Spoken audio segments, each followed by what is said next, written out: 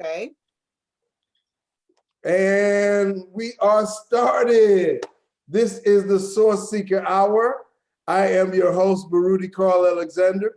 We're going to talk about a very important subject. I know you all are shocked I didn't do the right countdown, but I'm sorry, I made a mistake. So I got started and we just go to work on it and so forth. Homelessness, very important subject. And, you know, a lot of times we just walk past the people. But I noticed when I was downtown here in Houston, Texas, the level of young men, Black young men who were on the street. And it was very concerning for me. And I wanted to do something. So I talked with Bishop George about let's have a show, a couple of shows about it. Unfortunately, he wasn't able to make it today. But we want to delve into this subject and young Black men, I'm talking about 22, 23, 24. And, you know, my son is that same age. So I have a concern about what causes that young man to end up down there.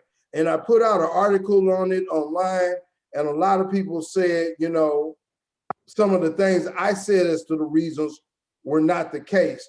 I'm gonna repeat what they said after I hear from you all.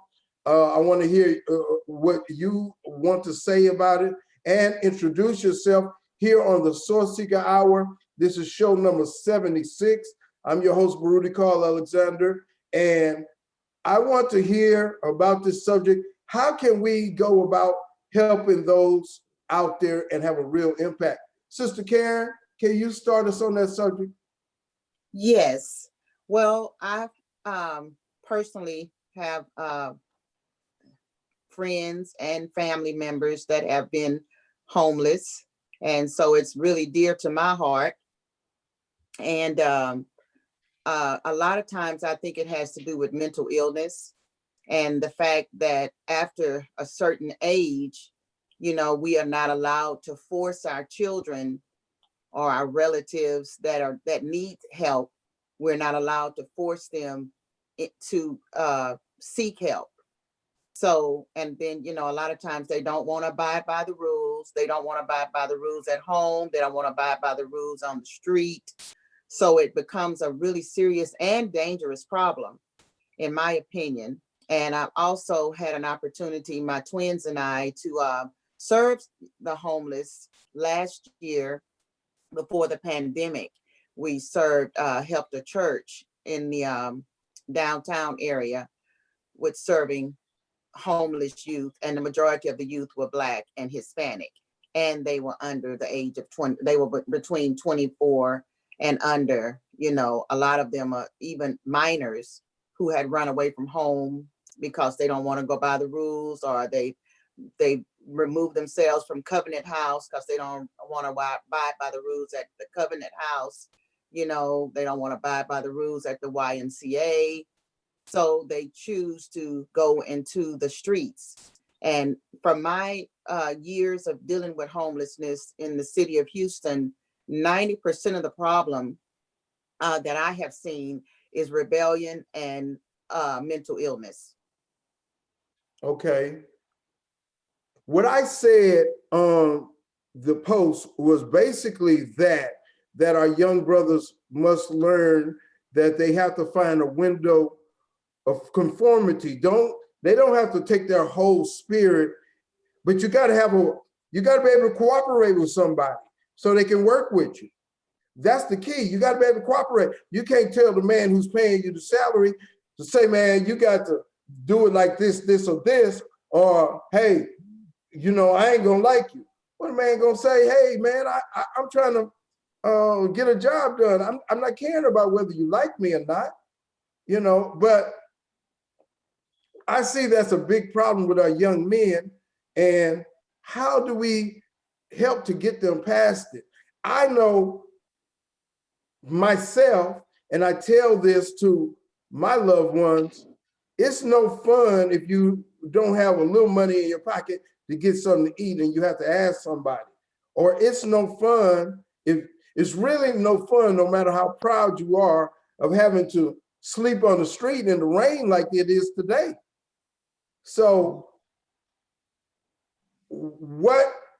how are you going to navigate this unless you find a window to be able to get along with somebody else so you can have a support system to move forward? You got to have that. Everybody has to have that. Brother Vion, what do you say about this important subject? Well, I've been dealing with homelessness, I guess, for, I don't know, let me just say 20 years.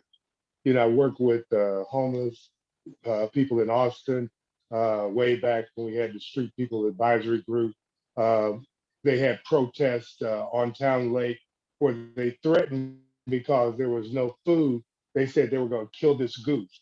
And that threat brought tremendous change in the city of Austin at that time for homelessness. But one of the major there's several different things. We have the lack of community mental health. Then the major thing is having a living wage that you're going to pay somebody $7, $6, $8 an hour, and there's no way that they can afford a $800, $900 rent, and then try to have some utilities and eat. So the lack of affordable housing is another issue because we don't have the housing stock that have rents in the air at the level that if I'm making $5, $6 an hour, that 1/3 of my salary can go toward rent rather than 100% of my salary going toward rent. And one of the issues about homelessness that people don't really see is that we think of homelessness as the people we see under the bridge and the ones walking the street, the mentally ill that are out there. But there's a large number of people that are homeless that, of course, are in the shelters, but there's another group of people that are homeless in somebody else's house. They don't have a place to go. And just a side fact, I was thinking about our organization here that actually everybody that works in the third ward bike shop is either homeless or at one time was homeless. And the people that come by to help us, they're generally homeless, but we give them an opportunity to come in and do something that meets their economic level, that meets their social level. So we provide them a place where they can actually function. And I never had really thought about that until recently, just thinking about, we're revamping our program. And I'm like, man, everybody here is homeless. And here I am. I'm living, in a van by choice, by choice. But, the housing situation is crucial. And we can send, you know, ships to Mars. We can, build a million-mile wall around the United States. But here the people right next to us, we could drive by them, drive by other human beings, and see them in a bad mental state, and just, oh, dude, too bad. They need to do something for themselves. But we won't help our brothers. Supposing that was us out there, we would want somebody to help us. So, part of the problem is lack of empathy from the people, from the general population. I think that's the main thing, is empathy on the general population. I can see that standpoint from homelessness, homelessness overall. Yeah. But when we're talking about the young people, now, of course, the housing thing, very important. But when I think about young people, I'm thinking about people who I would think have a family. And okay, your mother, father, that's your first family. Maybe you didn't have that, but then you have nieces, nephews. Most situations, unless you cause the real problem, you got extended family that'll take you in. Now, it might be different for an older guy like me or you. We might not get that opportunity because they say you had your chance, but this young man, he hadn't had his chance, and so he still have his life before him. So does it go back to what you say, Karen, or is it just a factor of the economic situation? I mean, I would think a family would take that young man in. Karen, what you say about that? Well, like I said, I have worked with, first of all, I've worked with youth for about 35 years. And when you come across those who do have mental illness, and the parents are doing everything in their power to try to help them, refer them to various mental institutions, and there's limitations on how long they can be there. And once that time is up, they have nowhere to go, I think the maximum is 28 days, even according to, that's if they have insurance.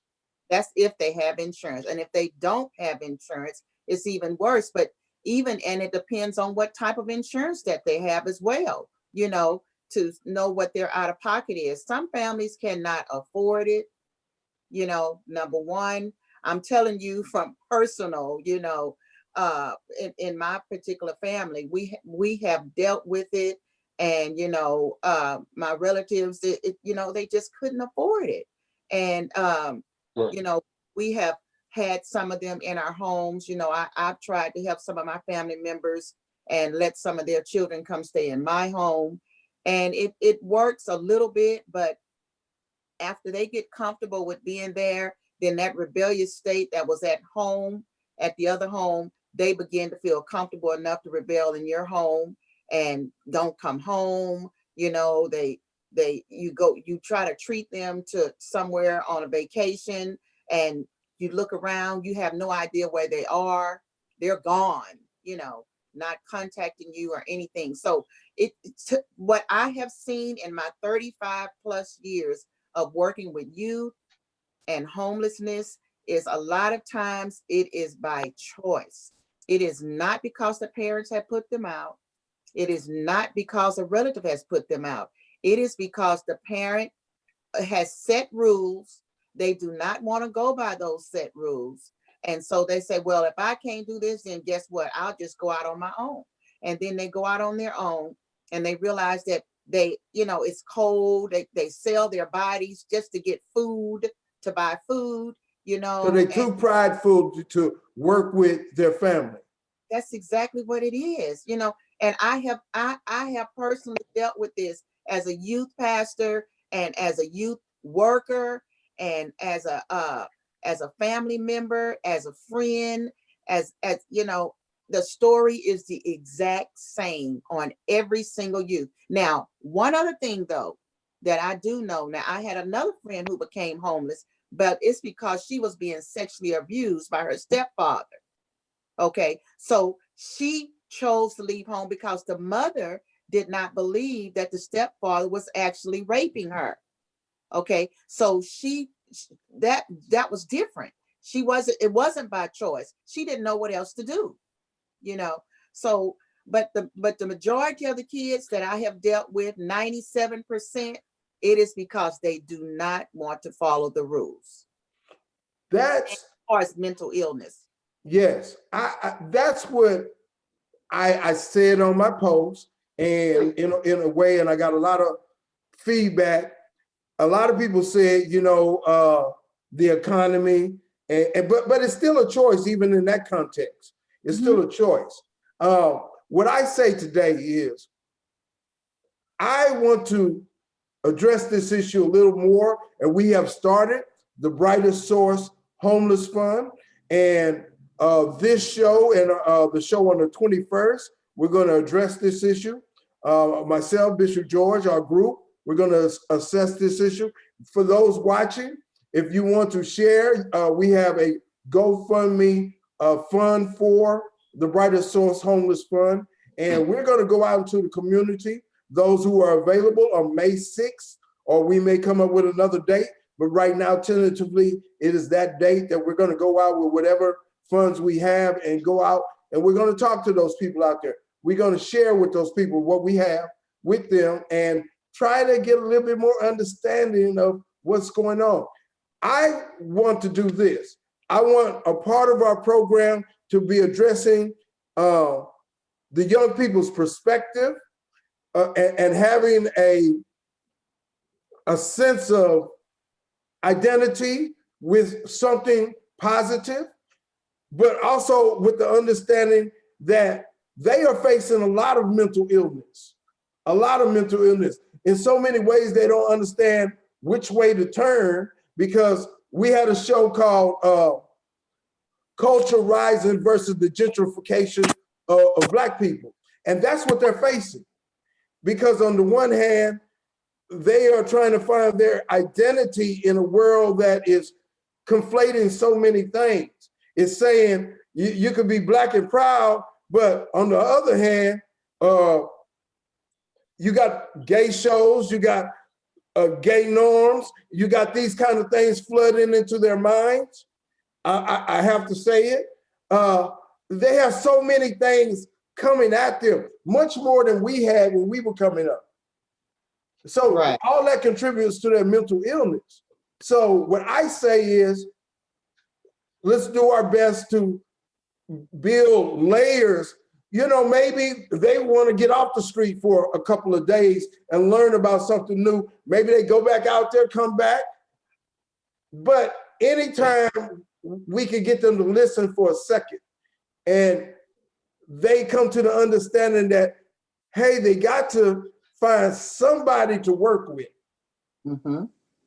I mean, when you are on the street and you have the rain coming down on your head, and then you are struggling to eat, I got to believe you're going to be searching.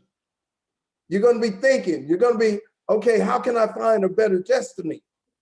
And if we can build a bridge that they say, okay, maybe I can work with them. And if those bridges can be built across the board, it can help in the context of maybe one or two getting off the street. That's my goal. That's my understanding of what we can do. We can do in this situation. Vion, from my experience and from your experience, what Karen was saying is so true. What do you say about the young men and why they end up out there? Well, there's a lot, again, I go back to the economics reasons. And then, when I've been in jail and I get out of jail or prison and you let me out, I, I don't have the all the things that it takes to get a job. I, probably don't have good education. And, just like if we look here in Houston, like the, the bulk of the people now have been pushed outside of the loop. A lot of the people that were in like third ward, fourth ward, fifth ward have been pushed out. So they're out in Fresno, they're in up Atascocita, up near Conroe, up Cypress, out that way. So if you're out, your family is out there. There's very little that you can do to hustle for yourself to try to get something. So the best place to get anything is to come to the inner city. So you have the soup kitchens, you got, people like yourself that'll drive by and give me a little help. So, if I'm gonna get something, I'd be better off in the inner city, close to the downtown. If I was just in Denver, they had, So you're already accepting. You're already accepting that this young man, he doesn't really want to find at that point somebody to work with, but he wants to go out there. And so he comes to the inner city, like I saw downtown, all these young men downtown, right there in the Houston area. We talking about from St. Joseph's to Webster, down in that area, Gray, down in that area here in Houston, Texas. I can take you around the city and show you camps and camps and camps and camps of homeless that you just see those ones downtown. I could take you on the bayou and show you homeless camps down the bayou. I can take you out. And do these homeless camps include a lot of young Black men? Well, there's not a lot of people in the camps. There are smaller groups of people in these camps. Now, I'm not saying I wouldn't say the demographic is young Black men. I think I see you're generally more the young folks downtown, you know, in the central city, where because they're a little bit more mobile. You know, they still, you know, like I say, some of them have just gotten out of prison or had that, you know, strike against them, and some of them actually work. You know, they go to the day labor and work, but they don't have enough money all the time to go into some type of shelter or to get, you know, a cheap hotel for that night. So they might stay on the street for a few nights and then go into a shelter, you know, like maybe the night they might have enough money that they can get into a shelter. But you know, it's just not as simple as the person having the desire, because you know, you're thinking from a person with good mental faculties that, okay, if I were in their shoes, but you're not completely in their shoes where their mind doesn't function properly. When you have a mental illness, or it could just be even, you know, schizophrenia, or just any type of debilitating illness. Like you look at all the military people. You know, the military homeless is huge. You know, I see them sitting out in front of the VA. You know, they're occupying a bus station there. You know, not young guys.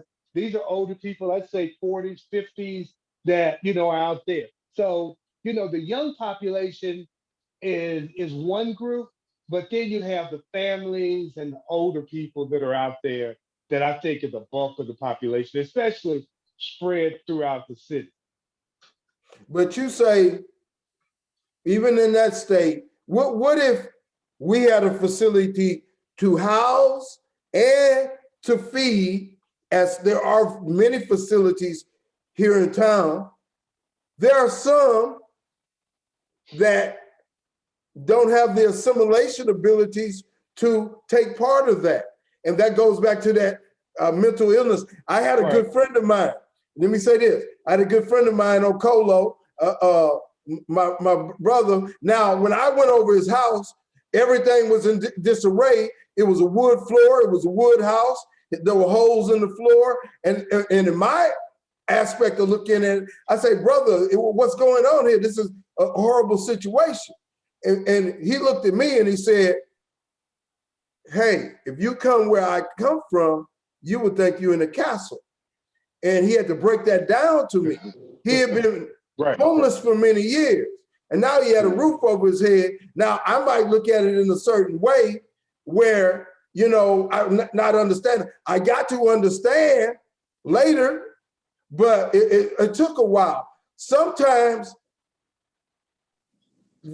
that's their mental state, and they need to be there, I guess, for a while, and nobody can come in and change that. But, you know, maybe they evolve.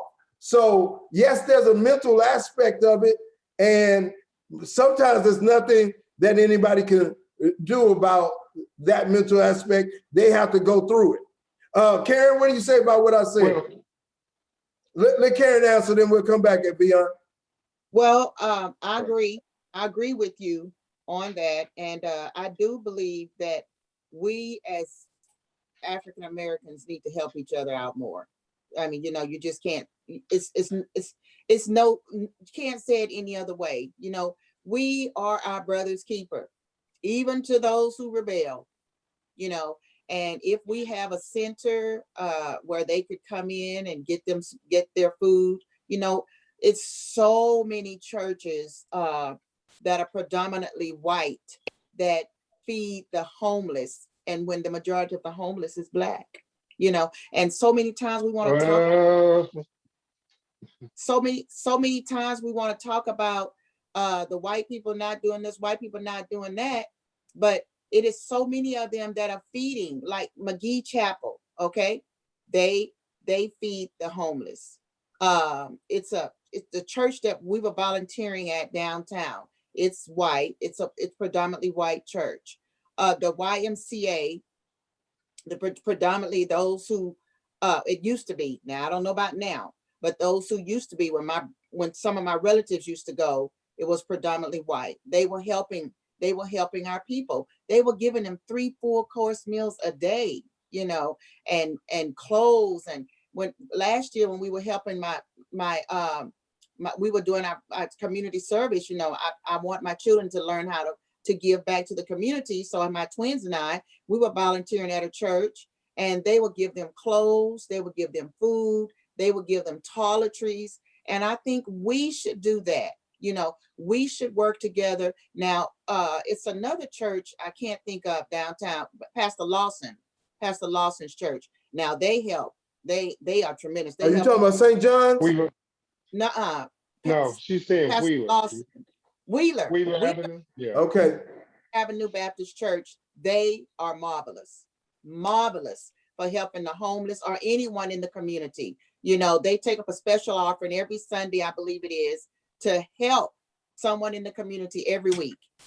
You know, and I totally understand that. Vion, you had something. You had a little bit of friction that you had with what Karen was saying. Which I just didn't think the statistic of the racial. I didn't think the racial thing that can't see you, brother. Population. Oh, I'm sorry. Yeah, I didn't think I don't have the statistic, but you know, there are a lot of white homeless, and you know, we don't see them like the blacks that we can see right downtown that are highly visible. But you know, again, you know, I wanted to, you know, you forget about those people that are living, that don't have a place to stay, but they are living with relatives, but they're still homeless. And the ones that are in the shelters, you go to the shelters and look at the shelters, then that's where you'll see more of the white folks in the shelter, and you know, taking part in service. You know, external, that's where you'll find, you know, a lot of the black folks. They don't go inside. You go down to the Salvation Army, you can see it. I go to the women's shelter. I've been in there. You know, a large portion of white people on the inside. Now we'll be on the outside. You know, why? I don't know. You know, I hear the whole thing. I don't want to get the religion. You know, I don't want to live by the rules. You know, there's nasty folks in there. I don't want to. Yeah, that's what a lot. You know, all those kind of things. So, you know, when you talk about going out and giving direct service to the homeless, personally, I would leave that to the people that do it on a regular basis. If I was going to collect money, I would collect money and give it to them. But if I was going to actually do something, sounds like a good idea. That's something that we can certainly look at when we come up with that. But I would put my money in the aspect of how we're going to do that. Right. Hello. But I would put my money. All right. Well, let me read. Okay. Let me read this. This is some of the statistics from here in Houston.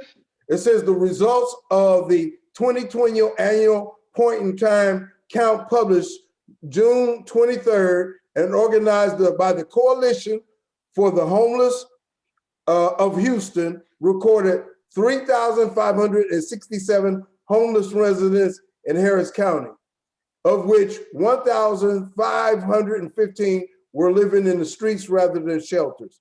I think right there, that is, you know, I think I see more than that downtown, you know, so I can't see that that's accurate, but that's what they reported as far as that. I do know it's a lot of different reasons why people may end up in the street. And, you know, by the grace of God, there go I that I'm not in the street today. And I understood the concept that you have to have a little window of cooperation. I mean, I know a lot of times I like to do what I like to do. I like to have my own corner of space and which everybody wants to have, but you have to build some level of cooperation. You got to have cooperation to go through college, to go through school, to sit in the classroom. So you have to build those kinds of things. You can't always just be against the system. And we got to teach more and more of our young men how to navigate that. And that's one of my goals and one of the things that I want to bring to this. And certainly we look at partnering with some organizations if that would be a better way.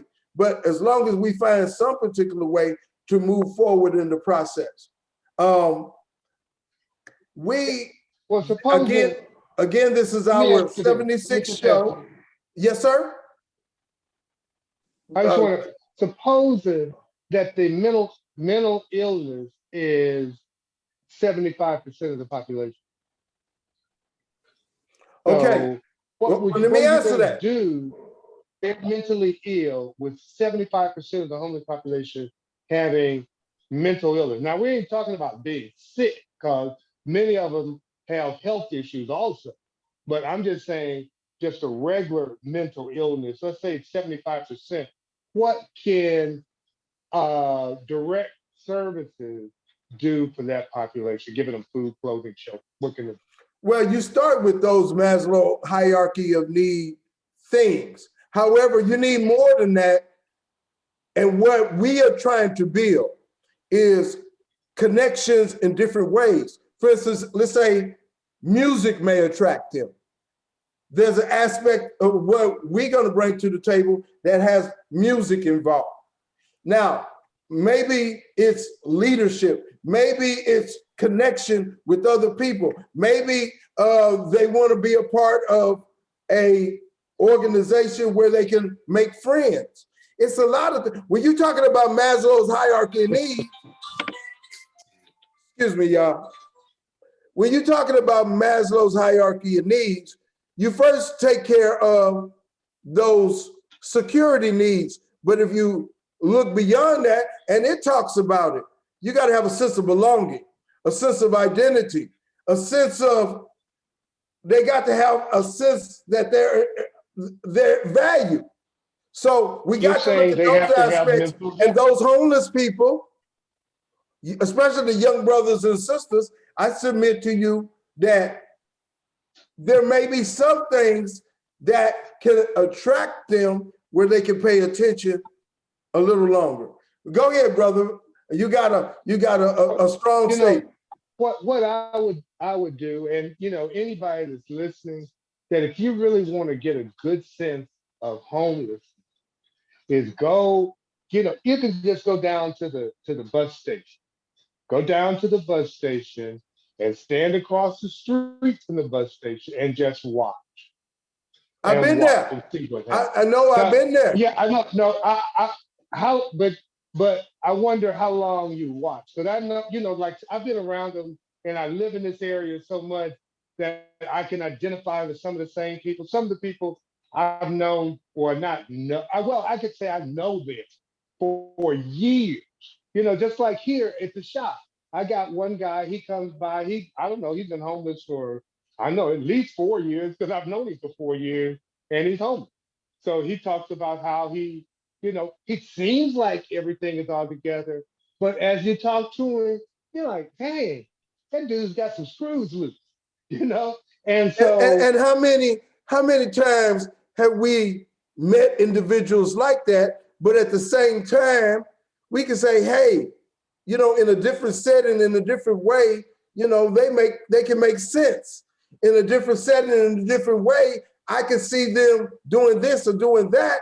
And yes, you and I know that there's a problem there. And what I'm right. saying is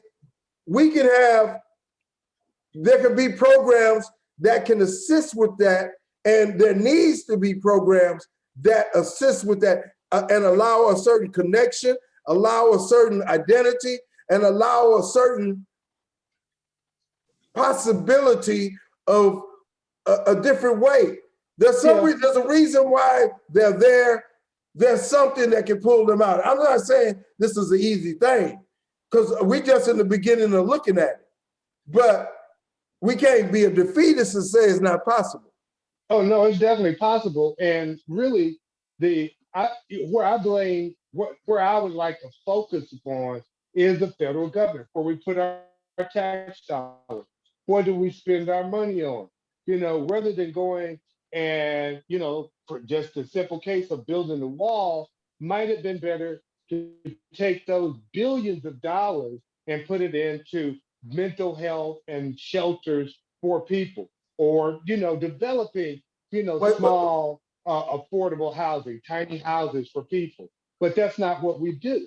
well, And, that's a part of even the the city. politics, of the political part, and you got the senators and the Congress that are working on that. However, what I'm talking about is getting some of that nonprofit money that's available, and we want to make sure we have all of our legal status in place, so we're available to get that money. We give them a program, and we implement the program, and that's how we move forward. And if we have a program that is specifically for young Black men, I think we can find a niche where we can be able to do something. That's what I'm talking about. We dealing with mental illness. Yes, we're dealing with housing, but you're not even ready to sit down and have a space to yourself if your mind is going everywhere, left and right. And I believe it's possible. I believe, and I have a personal connection to be very concerned about making it happen, and I'm gonna do my best. Sister Karen, you've heard. Well, if we do that, oh, I'm I sorry. just want to ask you this. I get the sense Beyond is saying that, it's a no-win situation. Do you feel like that with the homeless? No. Can something be done? No, Well, I don't think that's what no, I'm Beyond is. not saying that. No, No, I don't definitely think not. he's saying that, but I think where I disagree with Beyond is that we put it on the federal government. I don't think the federal government should do that. I do believe I believe we should all work together. Okay. And yes, the federal government can help, and maybe they can provide some of, like he says, our tax dollars, because we do have a say so. We have a voice. It's our money that we pay to but I don't think it's just all that. We have to figure out, first of all, you can't help somebody who refuses to let you help them. That's number one. Number two, if they want help, then what's the exact kind of help that we need to give them to help them to become independent and not dependent upon the government, dependent upon handouts. We have to help them to understand the importance of being dependent. As I tutor my children, I tell my when I first start with these children and I introduce myself, my program to them, and they're looking over to the side at their mom or their dad to give them the answer. And I said, no, I want you to think. I want you to use your brain, okay? But sometimes we cripple people by helping them too much, so we have to instill in them that, hey, guess what? You can do it. I know you can. I believe in you, and Go ahead. everybody develops differently. Yes. What works from one is not going to work for another. And like I told you all earlier when I first started with you guys on the program, I hate this problem, this saying that this child has a disability or this child has a mental disorder or this child. I think because people have different ways of learning doesn't mean they have a mental problem. Yes. Now we do know some people actually have, some mental issues. But let me say this. You actually get, but in our school system, you get a lot of situations where our kids get labeled and they never get out of that cycle.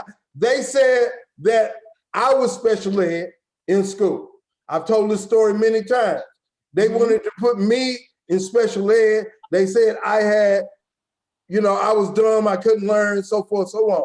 Now I was bad. I was the last one that did not have to go to summer school at Rothschild Sterling High School. I was the last one that did not have to go to summer school. However, I evolved, and what they thought was maybe a disability or mental illness, I evolved out of that to what I'm able to do and more today. And how many of our young men and young women have those capabilities. So we got to understand that the system sometimes labels even our quote unquote mental illness in a way that is so debilitating when it's not sometimes what they say. So we just can't go by that label. We just can't go by that designation, whether they got a mental illness or not. They are human beings that possibly have great capabilities, possibly could do a whole lot of things. What I am saying is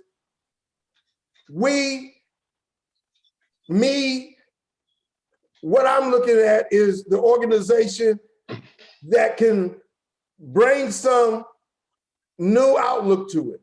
And there's a lot of organizations out there. What I'm looking at is the aspect of dealing with young Black men. And why are they on the street?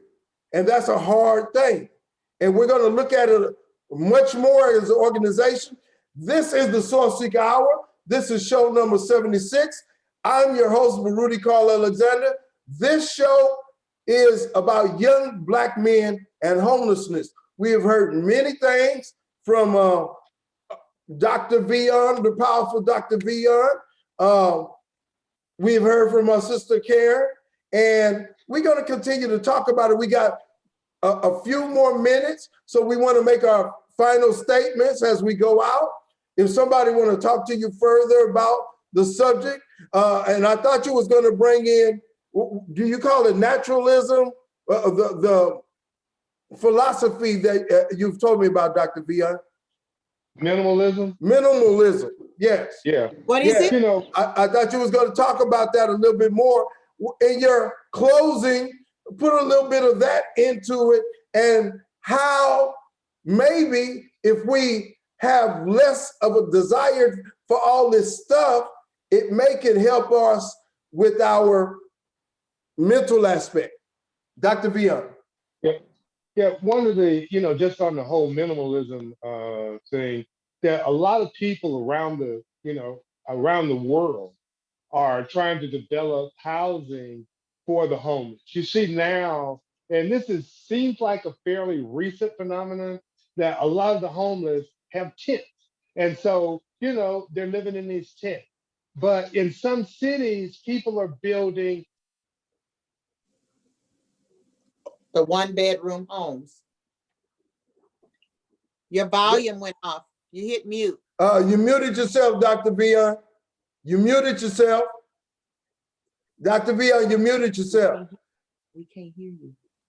We can't hear anything. Well, let's go on, Dr. Vion. You all right? You unmute yourself? Pardon? You were mute for half the time you were just talking, brother. Oh, okay, I'm sorry.